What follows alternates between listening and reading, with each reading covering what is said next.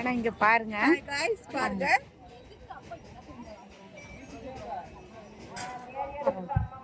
பாத்தீங்கன்னா இங்க இருங்க.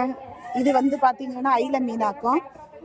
ஐல மீன் பாத்தீங்கன்னா அப்புறம் பாறை மீனா பாறை மீன் பாத்தீங்கன்னா இங்க வந்தீங்கன்னா கோயிலுக்கு வந்தோன்னா ஃபேமஸ் ஆட்டு தாரா முட்டை சாப்பிட்டுட்டு தான் போவாங்க. தாரா முட்டை எப்பவுமே சாப்பிடுவாங்க. இதுல பாத்தீங்கன்னா பெப்பர் போட்டு தருவாங்க. அப்புறம் பாத்தீங்கன்னா இது நார்மல் முட்டை, இது 25, இது 20க்கும் கொடுப்பாங்க. பாத்தீங்கன்னா இந்த மாதிரி பாருங்க. இது எங்க மண்டைக்காடு கோயிலுக்கு வந்தோன்னா இந்த மாதிரி வருஷத்துக்கு ஒருக்கா வச்சு கொடுப்பாங்க பாத்துருங்க.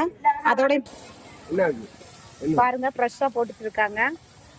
ஐல மீன் போட்டுட்டு இருக்காங்க. காடை எங்க ஊர்ல வந்து இந்த கடைக்கு வாங்க வந்து ரெண்டு விதமான முட்டை எல்லாம் அழகா அவிச்சு வச்சிருக்காங்க கைஸ். பாருங்க அழகா அந்த அண்ணன் சமையல் செய்தாங்க. பாருங்க ஆம்பளைங்க சமையல் செய்தாங்க. இதுக்காகவே சப்ஸ்கிரைப் பண்ணுங்க, லைக் பண்ணுங்க, ஷேர் பண்ணுங்க, பெல் பட்டனை கிளிக் பண்ணுங்க.